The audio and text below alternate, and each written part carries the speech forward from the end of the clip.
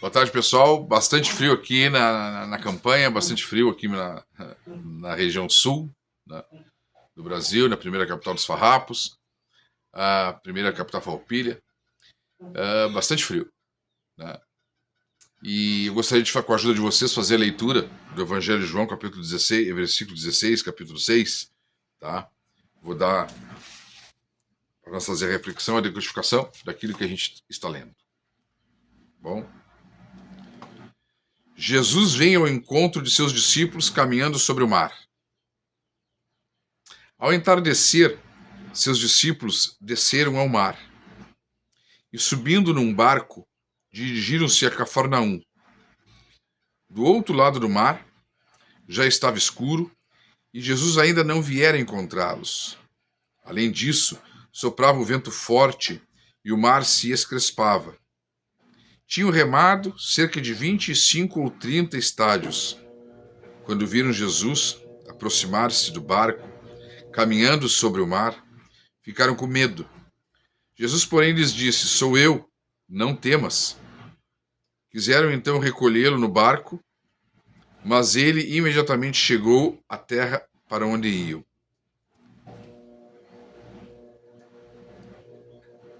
Então veja bem aqui, irmãos, olha aqui, o que nos dá um esclarecimento a respeito, assim, ó, a gente vê ao longo do estudo várias coisas que Jesus fez, né, que Jesus realizou, que Jesus fez, né, no meio dos seus discípulos ali naquele momento, tá?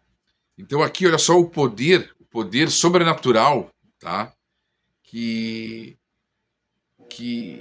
tinha sobre a vida dele, ao ponto de ele conseguir caminhar sobre as águas. Então aqui, só dessa parte aqui, ele caminhando sobre as águas, nós podemos hoje com a realidade, com o conhecimento que nós temos, com um monte de informação que nós temos hoje, nós poderíamos partir para várias direções. Poderíamos dizer que tinha alguma coisa dentro d'água na qual era uma superfície ao qual ele caminhava sobre, poderia ser um objeto de uma inteligência superior, poderia ser. Nós poderíamos dizer que talvez fosse, sei lá, a gente não sabe definir, mas alguma coisa fez com que deu essa possibilidade de ele caminhar sobre as águas. Com certeza, porque realmente ele era um ser divino. Por isso que a gente entende que Jesus é filho de Deus, porque ele é um ser de natureza divina. Então, a gente entende assim, ó, a gente deve, né, pelo menos ter bom senso, de entender que se nós, criaturas de Deus, nós temos tecnologia para fazer muitas coisas, nós temos tecnologia para fazer um drone voar parado ali, controlar um drone lá em cima, nós temos tecnologia para uma infinidade de coisas. Então, a cada dia que passa, a gente vai descobrindo novas coisas, vai criando outras. Então, se nós que somos criaturas de Deus, nós somos criaturas, nós somos criados por Ele, através da ciência dele, nós somos criados. Então, tu imagina, se nós somos criados por Ele, o que nós podemos deduzir? Nós podemos dizer que Ele, como sendo o Criador, com certeza a sua ciência, a sua tecnologia, ela é muito mais superior à nossa. Então, é isso que nós temos que entender. Agora, nós queremos definir essa ciência, aí a própria Escritura nos diz o seguinte, que ela é tão alta que nós não podemos alcançá-la, ou seja, nós não podemos compreendê-la, tá? Nós não podemos compreendê-la, mas sabemos que ela existe. Por quê? Mas por que está escrito? Com licença só um pouquinho. Preste bem atenção. O que está escrito aqui, o que está escrito nas Escrituras, são coisas que pessoas registraram, que viram. E isso foi sendo perpetuado até o dia de hoje. Agora, como nós vamos pensar que isso... É difícil nós pensar que isso não é real, que isso não aconteceu. Porque já passaram 2000 anos e as pessoas ainda falam sobre essas coisas. Entendeu? Então, nós acreditamos que isso é real. realmente ele andou sobre as águas, ele fez Lázaro voltar a viver, ele fez o mudo voltar a falar. Então assim, ó, eu acredito que Deus, ele se usa de uma tecnologia que ele detém, né? Eles devem ter uma tecnologia muito, muito poderosa, e eles se usam disso para confirmar Jesus. Quando Jesus ele veio com uma determinada missão, como eu já tenho dito, uma missão de falar as coisas que ele falou sobre o reino, sobre a vida do reino, sobre o mundo, sobre a criação, sobre um monte de coisa, e ele precisava ser acreditado, ele precisava ser legitimado. Então Deus legitimou ele através do poder que Deus, como ele desceu e ele falou coisas que foi mandado ele falar lá do céu. Alguém lá no céu mandou ele vir e falar de coisas. Ele precisava que as pessoas vissem que ele era realmente da parte de Deus, cara. Por isso ele fez os sinais. Por isso os sinais. Entendeu? Para que as pessoas, uma coisa é, como eu falei no outro vídeo, uma coisa é uma pessoa chegar, você falar uma coisa, né? E aí aquela pessoa comum falar alguma coisa. Uma coisa é alguém que tem um poder, uma coisa que difere, que faz com que realmente se perceba que se trata de uma pessoa que não pertence a esse mundo, mas que veio do mundo ao qual ele pertence até nós para nos mostrar o caminho. Qual o caminho? O caminho da vida. Como assim? O caminho da vida, porque Jesus nos ensina o caminho da vida. Como assim? Vida eterna? Nós somos eternos. Independente de qualquer coisa, nós somos eternos.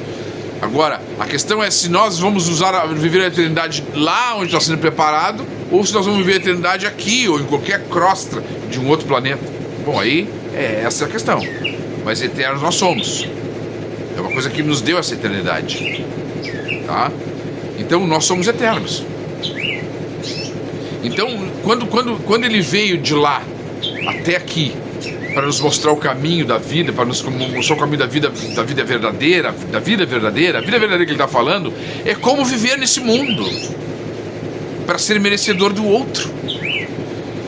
Então assim, ó, eu tenho que amar, eu tenho que visitar o doente, eu tenho que ser sem vaidade, eu tenho que ser um cara puro de coração, eu tenho que amar e não tenho que ser egoísta. Uma porção de coisas que eu tenho que viver. Isso é a vida verdadeira. A vida verdadeira que nos conduz à vida eterna. Porque se nós tivermos uma vida boa aqui, uma vida correta, viver de forma correta, vivendo na verdade, a vida verdadeira, como sendo assim, viver a verdade que Deus nos ensina, será que nós não seríamos dessa forma merecedores de viver a eternidade no lugar que está sendo preparado, sendo que Ele mesmo disse que foi para o Pai? Ele foi, eu vou, preciso ir para o Pai para que o Pai envie o outro Consolador, o outro. E eu, onde eu estou, eu estarei preparando o lugar para que onde eu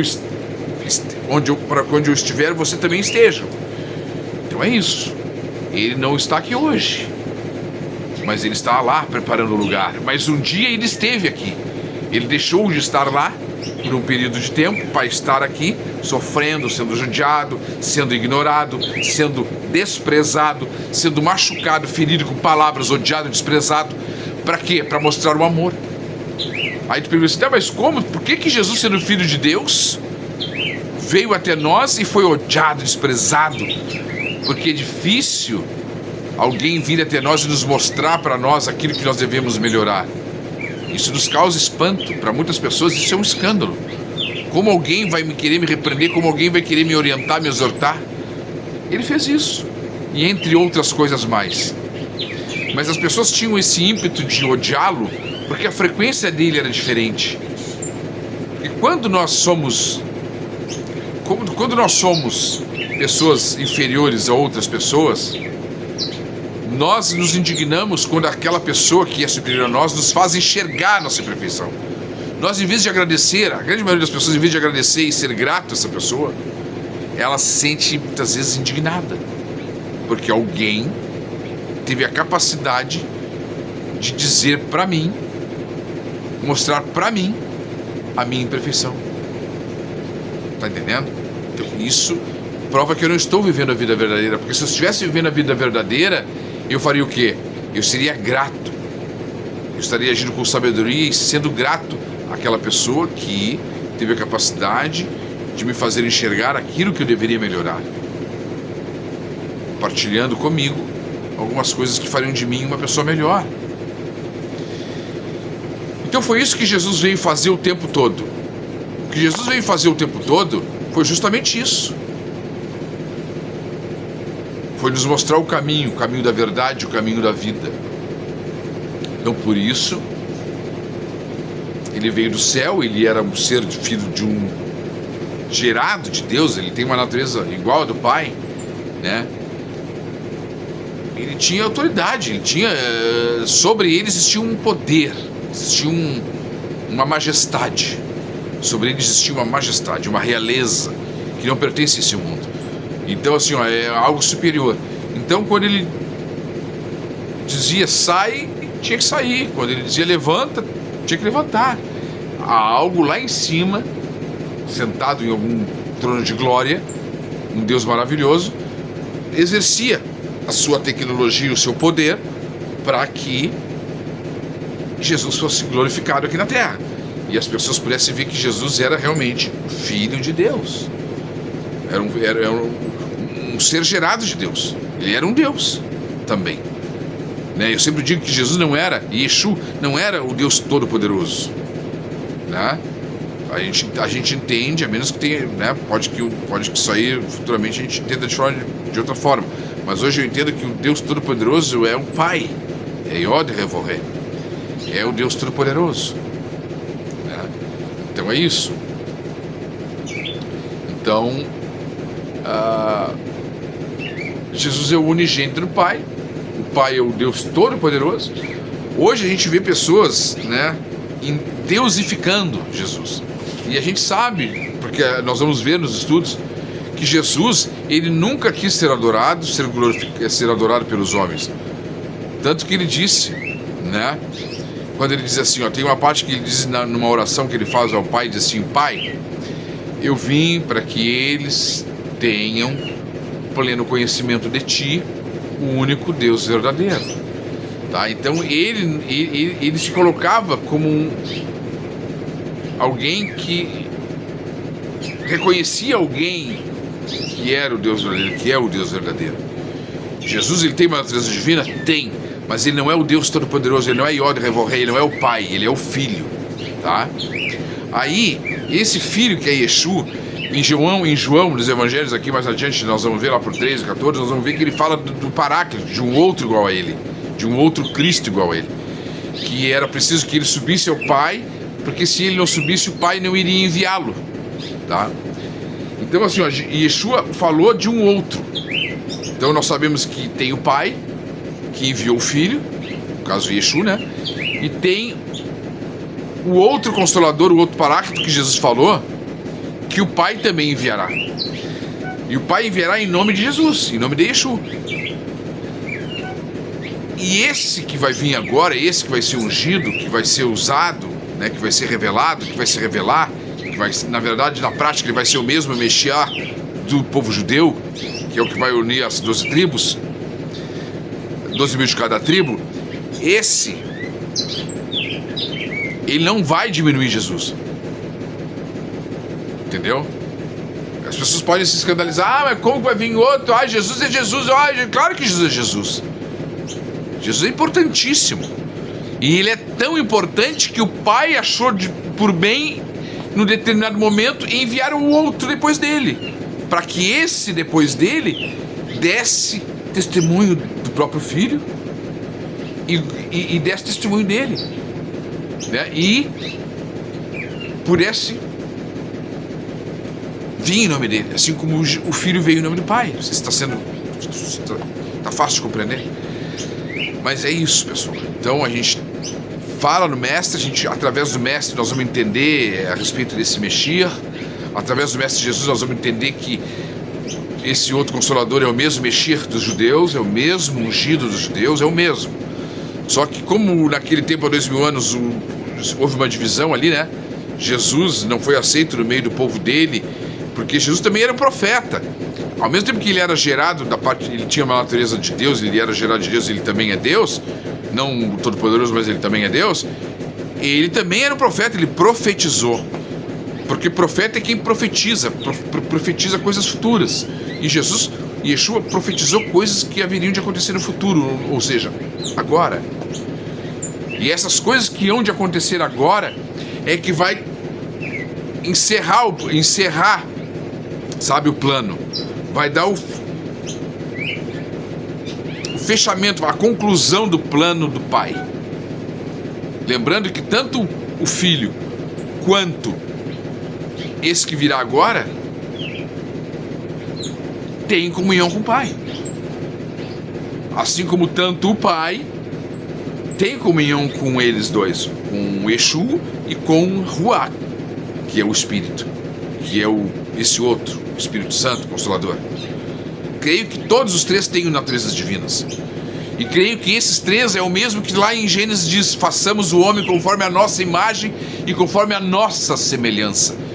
No meu entendimento, eram esses três. O próprio Yod Revoré, o Deus Todo-Poderoso, que deve ser adorado e só ele ser adorado, que deixou os 10 mandamentos perpétuos, né? Creio que o Yeshua, que é gerado dele, filho dele, e veio até nós, e esse que virá agora em nome de Jesus, que o Pai vai enviar. São três seres distintos com o mesmo propósito. É como se fossem três cientistas, como se fossem três deuses que resolveram criar tudo o que foi criado. Você entende? Então, assim, como ele é um ser, como ele mesmo disse, né? Eu não posso servir por homens. Que tempo tu vais edificar para mim? Tem uma passagem que diz quando Davi quis construir uma morada para Deus. Quis construir uma morada para Deus. Deus tomou um profeta e disse, o profeta Samuel disse: olha, que casa edificareis para mim? E aí diz: que casa edificareis para mim, diz o Senhor. Não sabeis que eu sou um Deus que não habito em templo feito por mãos humanas? E que a terra é onde apoio meus pés e o céu é onde habita o meu trono? Então, o que a gente pode entender disso aqui? Esses templos que a gente vê aí hoje, eles não são importantes. Eles são bonitos. Eles são pomposos, eles são lindos, eles chamam a atenção do gênio humano. Eles evidenciam o gênio humano. São lindos, é lindo de ver as catedrais, é lindo de ver tudo aquilo ali, é maravilhoso. Eu não posso dizer que não é lindo de ver uma catedral romana da Igreja Católica. Eu acho maravilhoso, eu acho lindo demais. Eu acho bonito, não seria hipócrita dizer que não. Mas o conhecimento da verdade, o conhecimento do Evangelho, da vontade de Deus, da vontade do Filho, da vontade de Ruá, é muito mais importante. Se eu frequentar esses templos, mas não ter ali dentro o conhecimento, não sorver conhecimento verdadeiro, não me adianta. Entendesse? Não adianta. É isso aí. Entendeu? Então, quando Jesus, então, para concluir, quando Jesus caminha sobre as águas e vem até seus discípulos, é porque todas essas pequenos gestos, pequenas atitudes, que na verdade não são pequenas, de pequenas não tem nada, porque imagina, tu vê alguém caminhando sobre as águas. É algo estupendo, né? Tu imagina, hoje seria extraordinário, imagina aquele tempo. Então ele caminhou sobre as águas tempestuosas, ele andou pelas águas, para demonstrar, para sutilmente mostrar que eles deveriam confiar nele, que valia a pena, porque olha o que eu estou mostrando para vocês. Estou validando o que eu estou dizendo. Eu vim da parte de Deus, eu vim da parte do Pai. E ele me honra, ele tem o poder de me fazer caminhar sobre essas águas. Eu tenho esse poder. Porque a tecnologia, o meu conhecimento, é além do que vocês possuem. Mas eu quero compartilhar um pouco dessa realidade com vocês. Foi isso, é isso que ele queria. Né? E é isso aí. Tá? Então essa parte é um trecho curto ali, né, que eu vou encerrar por aqui. Espero que Deus os abençoe. Não esqueça de compartilhar, de curtir, né, de fazer um comentário. Não esqueça de ajudar nós, agora mesmo no Pix. Manda aí o Pixinho aí. Não te intimida, não te encabula. Não vai te faltar, com certeza vai se multiplicar, porque eu acredito que, de alguma forma, por uma atitude, por um gesto, eu acredito que é como se estivesse semeando realmente. Tu jogou uma sementinha ali de 99 centavos. Aquela sementinha vai dar fruto. Tu vai ver, de alguma forma, tu vai ver isso frutificar. Então, sinta-se à vontade para nos ajudar, tá bom? Ajudar esse trabalho aí. Obrigado. Amém.